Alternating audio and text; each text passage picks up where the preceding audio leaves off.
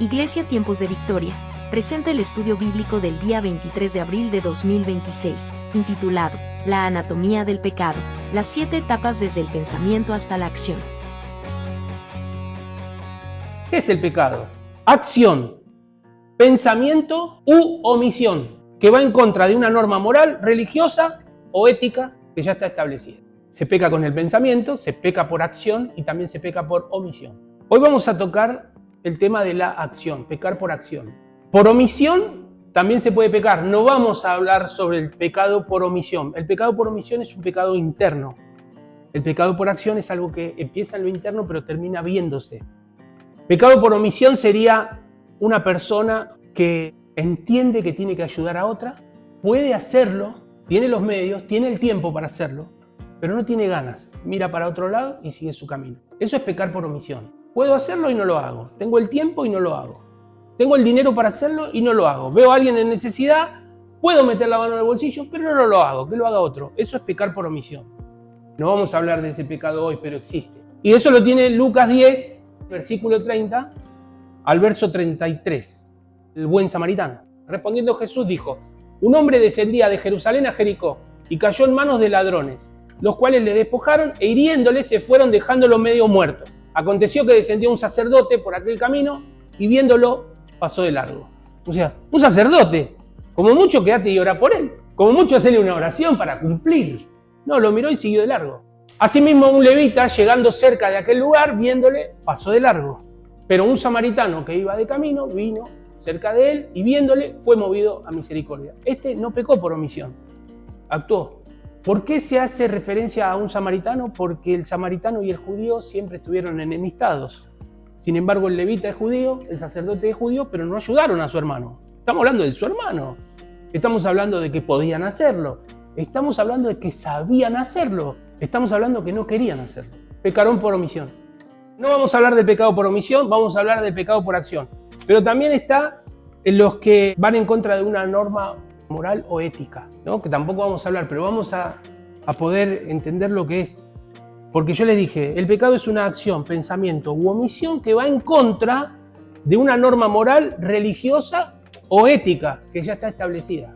¿Y qué es la ética? Por ejemplo, no decir la verdad. Ser ético es cumplir con algo que prometiste. Sos éticamente correcto. No serás la mejor persona, pero si vos dijiste yo vengo, vos estás. Eso se llama ética. Decir la verdad es...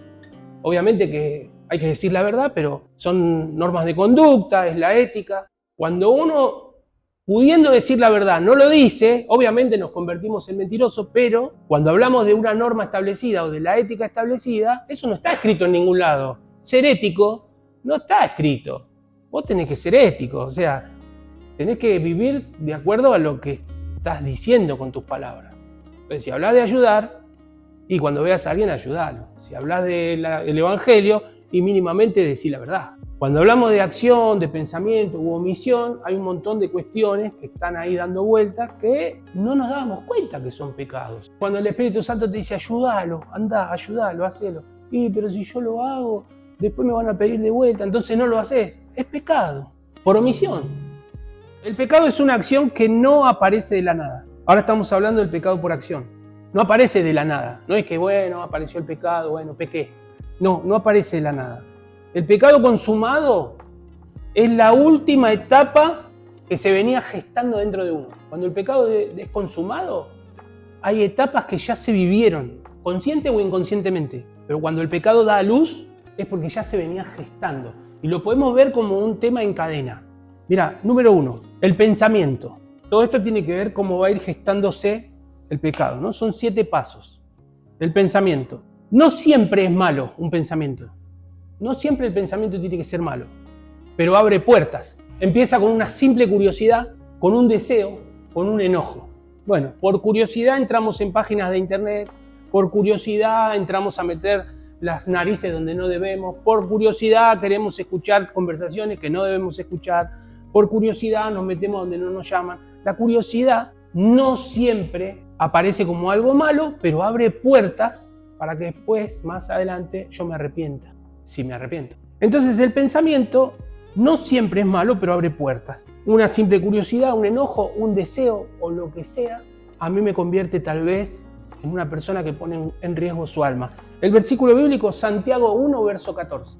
Y Santiago dice, sino que cada uno es tentado cuando de su propia concupiscencia es atraído y seducido. O sea que no aparece de la nada el pecado, sino que cada uno es atraído, cada uno es seducido por su propia concupiscencia. Acuérdese que Dios es bueno, Dios es santo, Él no tienta a nadie y Él no puede ser tentado.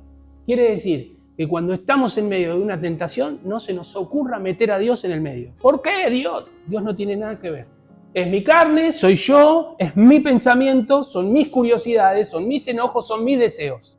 El segundo punto en esta cadena, la atención. A ese pensamiento le doy vueltas. Tuve una pequeña curiosidad, un deseo, un enojo, lo que sea, y le empiezo a dar vueltas. Lo alimento, empiezo a respirar fuerte, me enojo, yo tengo la razón, lo justifico a ese pensamiento, lo disfruto internamente. Le doy vueltas a ese pensamiento, lo alimento, lo justifico, lo disfruto, y ese pensamiento empieza a echar raíces. Atención, también está en Santiago 1.14. Cada uno es tentado cuando de su propia concupiscencia es atraído y seducido. Llega el punto 3, es el deseo. Primero es un pensamiento. Después a ese pensamiento le presto atención. Empiezo a pensar recurrentemente. Empieza a echar raíces ese pensamiento. Echa raíces, se convierte ya en un deseo, ya lo deseo. Lo que sea, lo deseo. Lo disfruto, lo justifico, lo alimento. Todo internamente, todo todavía no se vio.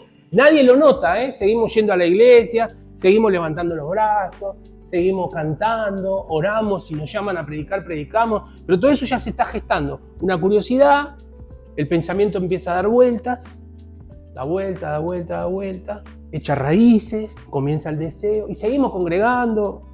Yo creo que nos pasó a todos. Ya cuando empieza el deseo ya hay ganas reales, ya son ganas reales de llevar a cabo el pecado.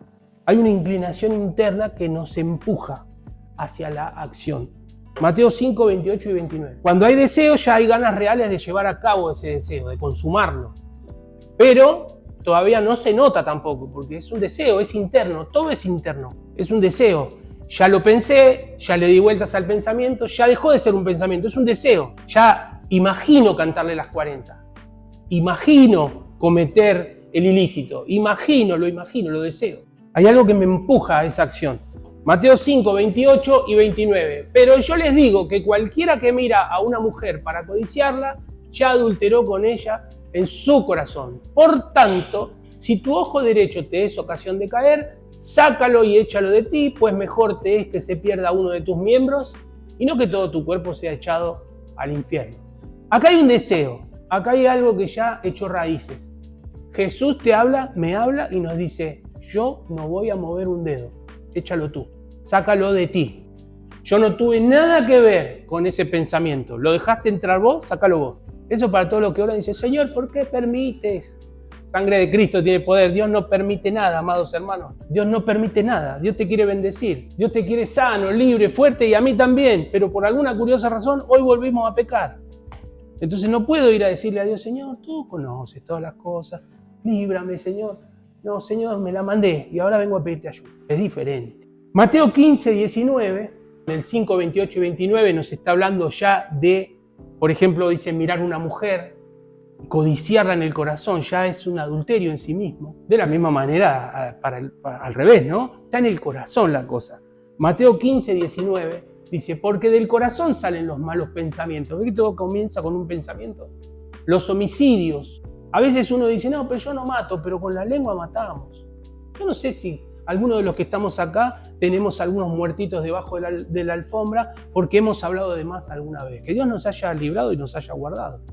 Pero con la boca se mata, porque del corazón salen los malos pensamientos, los homicidios, los adulterios, las fornicaciones, los hurtos, los falsos testimonios, la blasfemia. Todo sale del corazón, todo arranca con un pensamiento. Y Jesús nos habla y nos dice, sácalo, sácalo. De hecho, estamos ya en el punto 3 hablando del deseo y todavía no está el pecado consumado. O sea que todavía hay oportunidad de volverse hacia atrás. Vamos al punto 4. El punto 4 es la decisión interna. Todavía no ocurrió, pero en el fondo de mi alma y de mi corazón hay como un, sí, lo voy a hacer, ya fue, no importa. Acepto la idea de como que es algo como que yo ya lo quiero hacer, sea lo que sea. Y Dios te da el aviso encima, porque todavía no pasó, no ocurrió. Génesis 4:7. Pero ya hay una decisión interna y el Espíritu Santo te habla, el Espíritu Santo me habla, pero hay una decisión dentro mío que me empuja, y bueno, somos débiles. Dios le dice, Jehová de los ejércitos le dice a Caín, si bien hicieres, ¿no serás enaltecido? Y si no hicieres bien, el pecado está a la puerta. Con todo esto, a ti será su deseo y tú te enseñorearás de él. Caín se enoja contra su hermano Abel porque traen una ofrenda cada uno a Jehová. Jehová mira la ofrenda de Abel con agrado, pero no mira la ofrenda de Caín con agrado. ¿Por qué? Porque primero no mira la ofrenda, lea la Biblia y dice, y vio Jehová a Caín y a la ofrenda suya. Y vio Jehová a Abel y a la ofrenda suya. Primero mira tu corazón, después mira lo que le traes. Entonces primero cuando llegó Abel al altar a traer su ofrenda, Dios miró que su corazón venía con agrado, con alegría, con regocijo y aceptó su ofrenda. Caín ya viene medio torcido y no acepta la ofrenda de Caín. Caín se enoja ¿contra quién? Contra su hermano, por celos, por envidia, por amargura. Todo lo que le pueda suceder a Caín, le sucede un pensamiento, un enojo, le da vueltas en la cabeza, tiene un deseo de matar a su hermano y hay una intención ya en su corazón de hacerlo. Sí, lo voy a matar. ¿Qué se cree este? ¿Que va a ser mejor que yo delante de Dios? Sin embargo, Dios le habla en el versículo 7 y le dice, si hicieres el bien, no te voy a bendecir, pero si no hicieres el bien, el pecado está a la puerta de tu corazón. Le está diciendo, che, estás por pecar. Se lo está contando Dios a Caín. Aún estando el pecado a la puerta de tu corazón, con todo esto, si vos querés, lo podés vencer. Porque el deseo del pecado de consumarse, lo podés vencer. Y tú te enseñorearás del pecado. Se lo está contando. ¿Qué dice acto seguido Caín? Dijo Caín a su hermano Abel, salgamos al campo. Y aconteció que estando ellos en el campo, Caín se levantó contra su hermano Abel y lo mató. O sea que Dios te avisa 1000 veces que no lo hagas y aún así, ¿qué hacemos nosotros? Pecamos. Esto para toda la gente que dice, dai, levante los brazos, haga tijerita, corte. No funciona así. No funciona. Y acá tenemos en Génesis 4:7 lo que pasó. Le avisó, le dijo, verá que vas a cometer un grave pecado, pero si vos te animás a vencer ese pecado, lo pisás al pecado. No se animó. No se animó. Llegamos acá al punto número 5 en esta cadena, que es la acción. Cuando hablamos de acción, sea el pecado que sea, al final se concreta con hechos. Se hace costumbre y cada vez cuesta menos hacerlo. Cada vez tenemos menos temor. La primera vez nos queremos matar, la segunda vez nos queremos matar menos, la tercera vez lo disfrutamos. Santiago 1:15. Entonces la concupiscencia, después que ha concebido, da a luz el pecado. Y el pecado, siendo consumado, da a luz la muerte. Es la acción. Hasta el punto número 4, que es la decisión interna, el pecado no fue consumado. En el punto número 5, la acción finalmente ocurrió. Cuando ocurrió, el pecado sale a la luz. Da a luz, no sale a la luz. Da a luz. Y con eso viene la muerte. Romanos capítulo 6, verso 23. Porque la paga del pecado es muerte, mas la dádiva de Dios es vida eterna en Cristo Jesús, Señor nuestro. ¿Cuál es la paga de dar a luz el pecado, de consumar el pecado? La muerte espiritual. Recapitulamos, comienza con un pensamiento, el pensamiento le empezamos a dar vueltas, echa raíces, una vez que echa raíces se convierte en un deseo, cuando se convierte en un deseo pasamos a la decisión interna, empieza dentro mío a decir, sí, lo voy a hacer, insisto, lo que sea, lo voy a hacer hasta que llega el momento que puedo concretar la acción. Si lo hago esa vez y no va a pasar nunca más, ¿quién no se equivocó en la vida? A ver, ¿quién no se equivocó alguna vez en la vida? Ahora, ¿qué pasa cuando tropezamos con la misma piedra? Se convierte en un hábito. Y cuando se convierte en un hábito, se complica. Llegamos al punto 6, que habla del hábito. Cuando esto se repite, deja de ser algo aislado, se convierte en un hábito, se hace costumbre y cada vez cuesta menos repetirlo. Juan 8:34, ahora sí. Así que podemos decir que una mentira, que Dios nos perdone. Ahora, si vivimos de la mentira, es un hábito. Y hay que cambiar los hábitos. Juan 8:34 dice, Jesús les respondió, de cierto les digo que todo aquel que hace pecado, esclavo es del pecado. Te vuelves esclavo. Y un esclavo, delante de su amo, no piensa, no habla, no dice, él solo ejecuta. Por eso es, amados hermanos, y entienda la palabra esclavo, Por eso es que sea cual sea el pecado que podamos llegar a cometer cualquiera de nosotros, mientras está en curso el pecado, te sentís vivo. Cuando termina de cometerse el pecado, una mentira, lo que sea, te destruye, porque no podés salir de ahí. Y te pones a pensar y decís, ¿por qué lo dije? ¿Por qué lo hice? ¿Por qué lo agarré? ¿Por qué lo toqué? Y no hay una explicación sensata de por qué. Solo lo hiciste, obedeciste, porque sos esclavo del pecado, porque sos esclavo de él. Y Jesús dice, de cierto les digo, esto es una verdad. Todo aquel que hace pecado es esclavo del pecado. Él no sabe muy bien por qué. Pregúntele a los hebreos por qué tenían que llevar piedra de un lado al otro. No sé, si no la llevo me van a dar un latigazo en la espalda. Y si no obedezco me van a dar 2 o 3 o 4 y me van a matar. Entonces no pregunto, yo soy un esclavo. Yo tengo que agarrar esta piedra y llevarla para allá. Preguntarle a alguien por qué peca. Es más, ¿se anima alguien a pasar acá al frente? Yo no me animo a decir por qué pecó hoy. Y aunque todos lo sabemos, decimos, pero qué tonto que fui, ¿por qué? Y el pecado nos vuelve esclavos. Somos esclavos. Y la esclavitud, es muy difícil salir de la esclavitud. Es muy difícil salir de la esclavitud del pecado, pero no es imposible. No es imposible. Una cosa es cuando, voy a ponerme como ejemplo yo. A mí me gusta hablar, y más de uno me ha dicho, vos cuando hablas no la cortás nunca. Yo sé que muchas veces, capaz que se fueron a sus casas y dicen, mirá lo tarde que es, Pablo se pone a hablar. Está bien, eso no pasa nada. No pasa nada, es un pensamiento, es un pecado, sí, lo que vos quieras, no pasa nada con eso. El problema está cuando brota del alma, cuando brota del corazón, cuando tu pensamiento ya viene mal barajado y lo decís y lo teñís de un toque espiritual como para que los demás oren, pero en realidad lo que vos querés decir y ser libre vos. Bueno, eso es un pecado. Pero generó un pensamiento. Si no lo decís, está dentro. Pecado es un pensamiento, una acción u omisión. Todo sería lo que nos lleva a algo oscuro, es pecado. Llega el punto número 7, el último en esta cadena, que es la conciencia profunda. Porque el pecado, una vez que es consumado, se cobra mi alma. La persona se va moldeando por las decisiones que tomó. Te vas amoldando. Entonces no sos tan incisivo en las cosas de Dios como tendrías que ser porque vos sabés que no tenés autoridad. Te vas moldeando. Se debilita la conciencia, se pierde claridad, se aleja de lo bueno y verdadero y es un deterioro interior. Porque la persona se va moldeando, se va habituando, ¿no? Por las decisiones que ha tomado. Estamos hablando del conocimiento de las cosas de Dios. No estamos diciendo quién peca más o quién peca menos. Estamos hablando de un conocimiento. ¿Qué dice Dios? Que es una cadena, que arranca con un pensamiento, que termina cobrándote el alma, ese pecado, que somos esclavos. Bueno, ahora, vos podés ser esclavo del juego, podés ser esclavo de la mentira, podés ser esclavo de la comida, podés ser esclavo de los remedios, de los medicamentos, podés ser esclavo de las drogas, podés ser esclavo del alcohol. La esclavitud te lleva por distintos andariveles. Pero viene alguien y dice, yo soy esclavo de la comida, y el otro dice, yo soy esclavo de la pornografía, y el otro dice, yo soy esclavo de la mentira, pero tenemos 3 esclavos. O sea, no importa qué, tenemos 3 esclavos. Tenemos 3 personas sumergidas en el pecado. Entonces ahí estamos viendo que el hombre necesita a Dios. Por eso es que no hay una escala de pecados, pero no es lo mismo entre nosotros, no es lo mismo una mentira que una estafa o que una traición. No es lo mismo.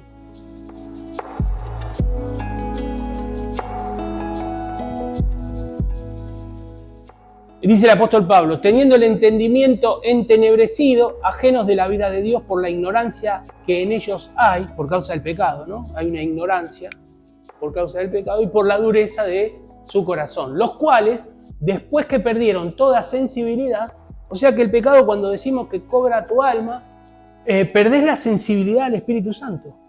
Por eso te moldeás de acuerdo a las decisiones que tomaste, porque ya no gobierna Él. Perdieron toda sensibilidad, se entregaron a la lascivia para cometer con avidez, con ganas, con rapidez, toda clase de impureza. Eso es cuando llega la conciencia profunda, ¿no? De lo que es un pecado ya consumado. Cuando alguien, es lo que le pasó, por ejemplo, a Judas Iscariote, una vez que le dio el beso a Jesús. Le dio el beso a Jesús y entendió lo que había hecho, el enemigo se fue, quedó solo y se puso una soga en el cuello. Y decir que eso no prosperó, pero se puso una soga en el cuello. Bien, ahora estuvimos hablando de tantas cosas, pero Jesús mismo fue tentado, pero Él no pecó. Hebreos capítulo 4, versículo 15. Toda esta cadena que termina en el pecado del alma, la muerte del alma, Pero tenemos a Jesús, que es nuestro modelo. Él fue tentado y él no pecó. Hebreos 4:15, porque no tenemos un sumo sacerdote que no pueda compadecerse de nuestras debilidades, sino uno que fue tentado en todo, según nuestra semejanza, pero sin pecado. O sea que la tentación llega, pero hay una salida. Depende de mí. La tentación puede llegar, pero todavía hay libertad, todavía estás en libertad. Si lo que vos estás pensando sea muy bajo o no tan bajo, pero vos sabés que el pensamiento es pecaminoso, pero todavía no lo consumaste, hay una vuelta todavía, podés volver. Si está echando raíces, todavía podés volver.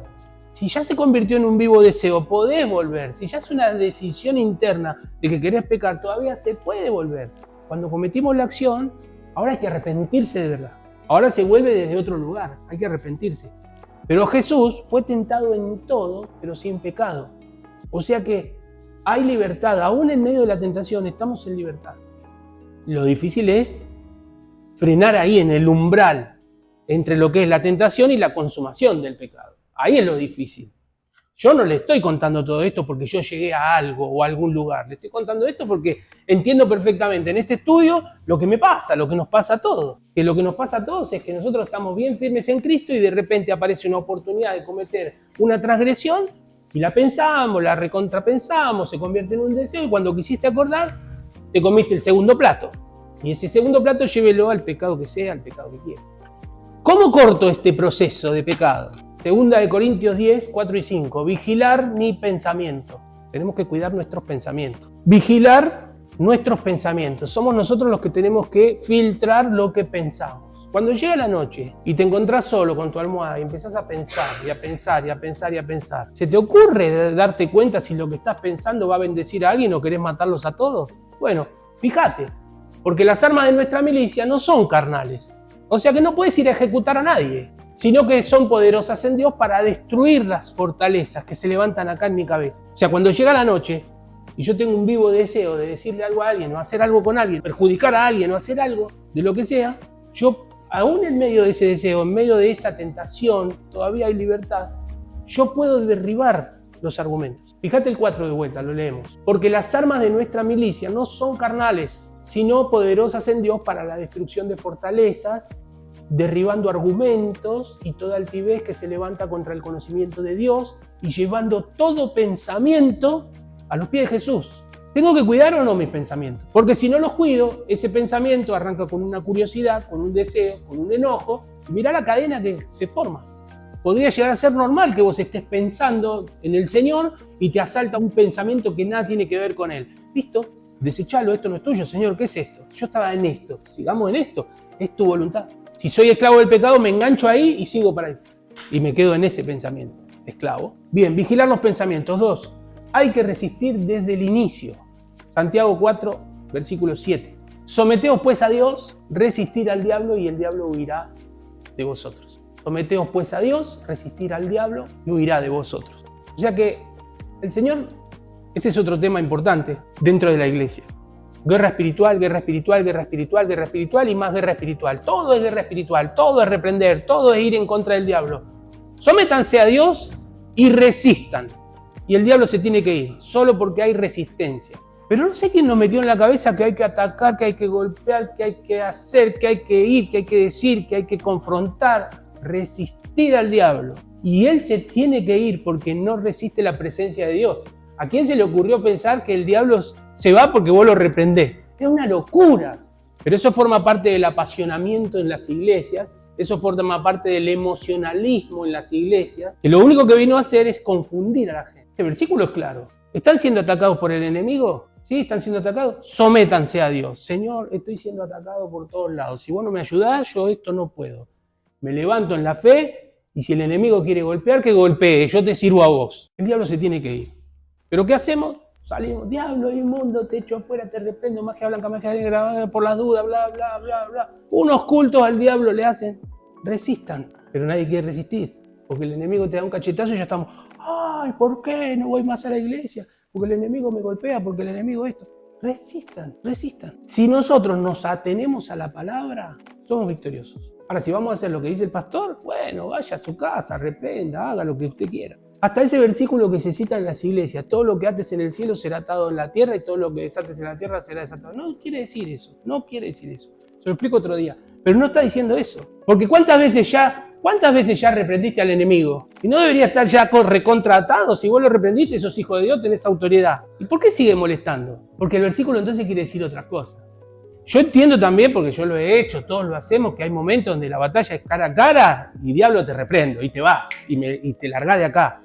Pero no podemos hacer una doctrina de la reprensión. No se puede hacer una doctrina de la reprensión. Lo que sí podemos hacer en una batalla, sí, obviamente que tenemos autoridad para reprender. Pero el diablo no se va porque vos lo reprendés. El diablo se va porque vos estás sometido a Dios. Porque si vos tenés un día lleno de pecados, y yo tengo un día lleno de pecados, y a la noche se me ocurre reprender al diablo, el diablo me dice, ¿vos con qué autoridad me vas a echar a mí? Me invitaste a caminar con vos todo el día y ahora te haces el cristiano. Evitar alimentar el deseo. Romanos 13, versos 13 y 14. Estos son las 4 cosas que pueden cortar ese proceso. Andemos como de día, honestamente, no en glotonerías y borracheras, no en lujurias y lascivias, no en contiendas y envidia, sino vístanse del Señor Jesucristo y no agarren provisión para los deseos de la carne. Es claro ese versículo. Evitar alimentar ese deseo. Y el número 4, 1 Corintios 10, verso 13, buscar ayuda de Dios. 1 Corintios 10, 13. No les ha sobrevenido ninguna tentación que no sea humana. Toda tentación es humana. Toda tentación es de acá, es de la tierra, es nuestra. No es de la estratosfera. No les ha sobrevenido ninguna tentación que no sea humana. Pero fiel es Dios que no los dejará ser tentados más de lo que puedan resistir, sino que dará también juntamente con la tentación la salida para que puedan soportar. Si Él me da la salida, y yo estoy en medio de la tentación, y Él me da la salida, y yo hago el siguiente paso, y cometo el pecado y el pecado da luz, ¿quiere decir que Dios no tiene tanto poder o yo ignoré la salida? Si dijimos que era por causa de mi concupiscencia. Y acá dice, no les sobrevino ninguna tentación que no sea humana. Fiel es Dios, que con la tentación les va a dar a ustedes para que puedan también resistir. Les va a dar la salida. Pero si yo no agarro la salida, si vos vas por la General Paz y está el cartel que dice en 500 metros la siguiente salida y te cruzás, para atrás no podés volver, vas a tener que seguir adelante y pagar las consecuencias, vas a tener que dar un vueltón por abajo. Los carteles de advertencia hay que respetarlos. Y acá la Biblia nos dice que nos va a dar la salida para que podamos resistir. Por eso hay que buscar la ayuda en Dios, como dice la palabra. El pecado no empieza en las manos. ¿Dónde empieza? En el corazón. Y crece si le damos el lugar. Si le damos lugar, crece. Bien, le voy a dar 4 pecados de los cuales tenemos la forma de llegar, de poder salir. Pero imagínense cada pecado, si usted va y lo busca en la Biblia, lo va a encontrar. Si el pecado es sexual, pecado sexual, por ejemplo tenemos a Job capítulo 31, verso 1. Mirá lo que dice Job. Si el pecado es sexual, mirá lo que dice Job. Job dice en el 31:1, hice pacto con mis ojos. ¿Cómo pues había yo de mirar a una virgen? Porque ¿qué galardón me daría de arriba Dios? ¿Y qué heredad el omnipotente desde las alturas? ¿No hay quebrantamiento para el impío y extrañamiento para los que hacen iniquidad? ¿No ve él mis caminos y cuenta todos mis pasos? Si anduve con mentira y si mi pie se apresuró a engaño, péseme Dios en balanzas de justicia y conocerá mi integridad. Tremendo versículo de Job. Pero el versículo 1 es maravilloso porque dice, hice pacto con mis ojos. Si el pecado es sexual, entra por los ojos. ¿Qué hay que hacer? Señor, limpia mis ojos, ayuda, líbrame. Recuerde que los ojos son las ventanas del alma, la lámpara del cuerpo. Que Dios nos ayude, que Dios nos bendiga. Job está hablando de autocontrol, está hablando de disciplina, él no está diciendo que las jovencitas y vírgenes de Israel son feas, él está diciendo todo lo contrario, son todas muy hermosas, pero ¿por qué yo debería poner mis ojos en ellas? Dios no va a pesar mi corazón en balanza, Dios no va a hacer esto, va a hacer el otro. Entonces hay salida, lo que pasa es que hay que ver si yo la quiero tomar como la tomó Job. 1 Corintios, capítulo 6, verso 18, lo mismo, estamos hablando si es un pecado sexual, el que nos asalta, huir de la fornicación. Cualquier otro pecado que el hombre cometa está fuera del cuerpo, pero el que fornica contra su propio cuerpo peca. No dice que Dios te va a sacar, no dice que Él va a venir y te va a decir, no, Pablito, no peques, no va a venir. Huid, vos, no es negociable, no es negociable. Caemos siempre con las mismas cosas porque evitamos las pautas de alarma, pero no es negociable. Huir de la fornicación. hice pacto con mis ojos. Si el pecado tiene que ver con el enojo, Proverbios 4:23. Sobre toda cosa guardada, guarda tu corazón porque de él mana la vida. Si el pecado tiene que ver con el enojo, 4:23. Sobre toda cosa guardada, guarda tu corazón porque de él mana la vida. Efesios 4:31 nos habla de quitar de nuestro corazón la amargura, porque el pecado que llegó a nuestra vida, que se dio a luz, es el enojo. Entonces estoy enojado con la vida, estoy enojado con el pastor, estoy enojado con la iglesia, estoy enojado con los vecinos, estoy enojado con los precios, estoy enojado con mi ley, estoy enojado con todo el mundo. Estás en pecado, hermano. Si todo el mundo está mal y vos sos el único que anda bien, estás en pecado. Efesios 4:31. Quítense de vosotros toda amargura, enojo, ira, gritería y maledicencia y toda malicia. Efesios 4:26. Airaos, pero no pequéis. No se ponga el sol sobre vuestro enojo. Enójense, pero no cometan el error de decir cosas de las cuales después se van a arrepentir. Y de eso también todos tenemos un doctorado. No me venga a decir que no le pasó. Si el pecado tiene que ver con el dinero, ¿qué nos dice la Biblia? 1 de Timoteo 6:10. Si el pecado tiene que ver con el dinero, raíz de todos los males es el amor al dinero, el cual codiciando algunos se extraviaron de la fe y fueron traspasados de muchos dolores. Tremendo versículo. No dice que el dinero es malo, no dice que los que tienen plata se van al infierno, dice que el amor al dinero es la raíz de todos los males. ¿A quién no le gusta tener plata en el bolsillo? ¿A quién no le gusta tener plata en el banco o en una billetera virtual o abajo del colchón? ¿A quién no le gusta? A todos nos gusta. El problema no es el dinero, el problema es mi amor por el dinero. Porque la raíz de todos los males es el amor al dinero, el cual, codiciando a algunos, se extraviaron de la fe y fueron traspasados, les pasó de todo, solamente por querer alcanzar un poco de dinero. Entonces, si el pecado tiene que ver con el dinero, acá tenemos un versículo que nos dice que ese amor por ese dinero nos va a llevar a la tumba. Hebreos capítulo 13, verso 5.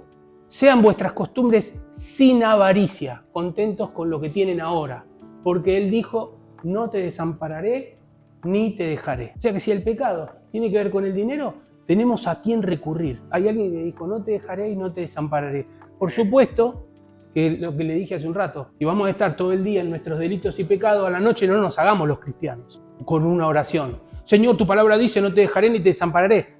Y el Señor te va a responder de arriba, sí, pero vos me dejaste y me desamparaste todo el día. Hay una dicotomía. Ahora sí, si estamos con Dios, si estamos buscando a Dios, si estamos... Yo sé que para nosotros es casi imposible cumplir todo esto al pie de la letra, pero intentémoslo. Si el pecado es la mentira, ¿qué hacemos si el pecado es la mentira? Zacarías capítulo 8, verso 16. Pero después hay un montón, una lista de pecados que podemos buscar, en los cuales podemos encontrar la salida en la Biblia. Zacarías capítulo 8, 16. Estas son las cosas que ustedes han de hacer. Hablen verdad, cada cual con su prójimo. Juzguen según la verdad y lo conducente a la paz en vuestras puertas. Si vos con una mentira tenés que tapar otra, no funcionan nuestras oraciones. Si estamos habituados a mentir y solo mentimos y solo nos creemos nuestras propias mentiras y al único que le habla a Dios siempre es a vos y el único que entiende la Biblia sos vos y el único, hay una salida. Hablar verdad, cada cual con su prójimo, juzguen según la verdad y lo conducente a la paz. Y tenemos otro versículo que está en Efesios 4:25, por lo cual, dice el apóstol Pablo, desechando la mentira, porque el pecado es la mentira, hablen verdad cada uno con su prójimo, porque somos miembros los unos de los otros. O sea que ahí tenemos la salida en cuanto a hablar la verdad con tu prójimo. No te digo que le digas, che, te tengo acá, a tu prójimo. Pero no lo vayas a abrazar y que lo abrace y le haga, ay, cómo te amo, si lo estás mintiendo. Saludalo bien, pero no hagas toda una parafernalia que no estás sintiendo. Y tampoco vayas y digas, ¿sabes qué? Voy a poner un ejemplo que pasa en las iglesias, o pasaba en las iglesias. Está María acá sentada, paso yo acá y les digo, hermanos, los saludo con la paz del Señor, yo hoy quiero ser libre, la verdad quiero ser libre porque, tuve un proceso en el cual Dios me ayudó. Pero hoy me siento bien, hoy estoy bien, hoy estoy libre, Dios me habló anoche, claro, están todos en silencio, escuchando al pastor Pablo que está acá parado diciendo que Dios le habló, que lo bendijo, estamos esperando.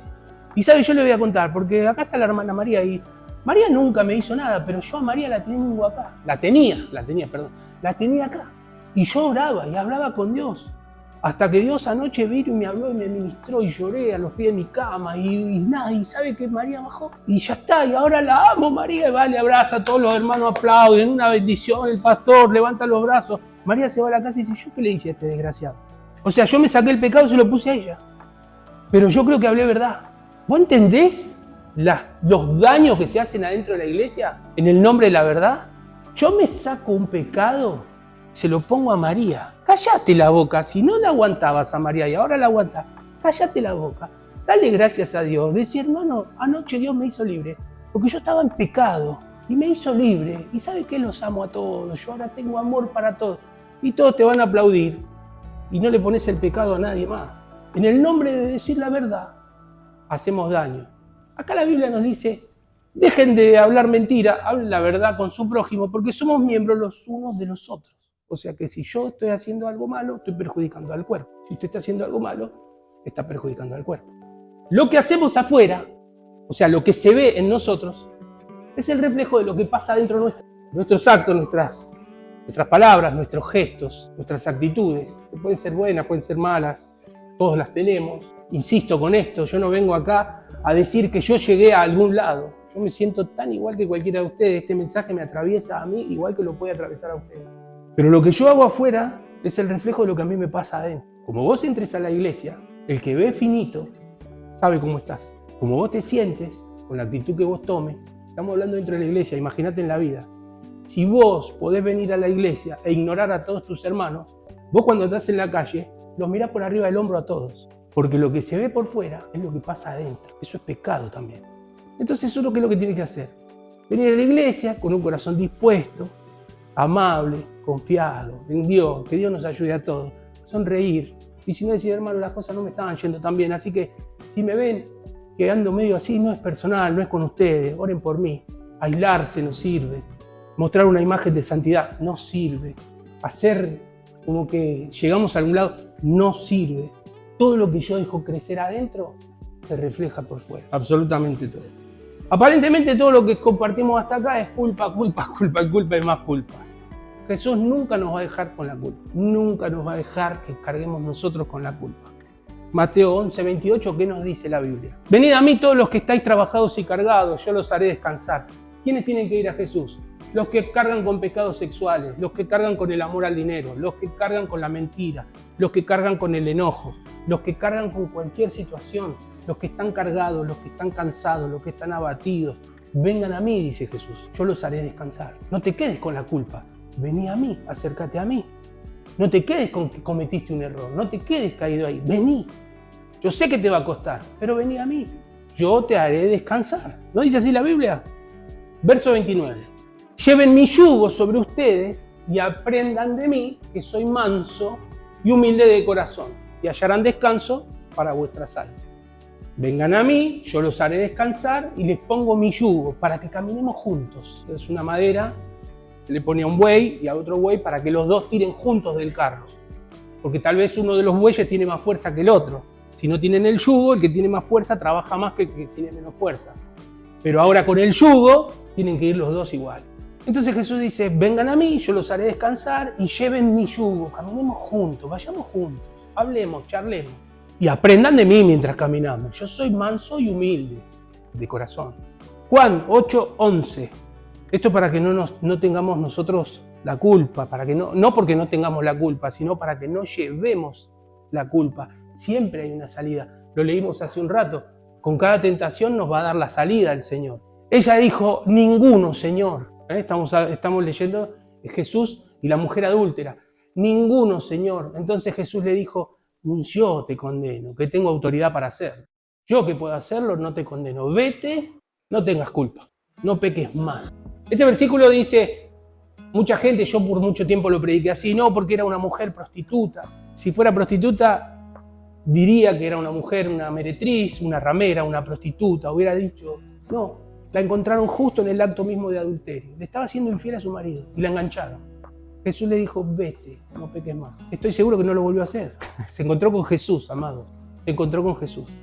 Y Juan 10:10, el ladrón, dice Jesús, no viene sino para hurtar, matar y destruir. Yo he venido para que tengan vida y para que la tengan en abundancia. O sea que Él vino a deshacer todas las obras del enemigo, para que nosotros no carguemos con la culpa, que no carguemos con el rechazo, que no carguemos con esa maldad, porque ya la maldad bastante nos hizo daño en sí mismo a cada uno de nosotros y a todos los que les hemos hecho maldad. Así que estos versículos, últimos 3 versículos, nos traen un poco de paz y de alivio en una vida que nos tiene a los tumbos, que nos tiene llenos de culpas, que nos tiene llenos de rencores, llenos de fracasos. Jesús viene y te dice, yo quiero que tengas una vida abundante, una vida en paz y en bendición, porque el enemigo no vino sino a robar, a matar y a destruir. Yo he venido para otra cosa. Con pena amarga fui a Jesús, mostréle mi dolor. Perdido, errante, vi su luz, bendíjome en su amor. En la cruz, lo primero vi la luz y las manchas de mi alma yo lavé. Fue allí por fe lo vi a Jesús y siempre feliz con él seré. Venció la muerte con poder y al cielo se exaltó. Confiar en él es mi placer, morir no temo yo. En la cruz, lo primero vi la luz y las manchas de mi alma yo lavé. Fue allí por fe lo vi a Jesús y siempre feliz con él seré. Aunque él se fue, solo no estoy, mando al Consolador. Divino Espíritu que hoy me da perfecto amor. En la cruz, lo primero vi la luz y las manchas de mi alma yo lavé. Oh, fue allí por fe lo vi a Jesús y siempre feliz con él seré. En la cruz, lo primero vi la luz y las manchas de mi alma yo lavé. Fue allí por fe lo vi a Jesús y siempre feliz con él seré. Y siempre feliz con él seré.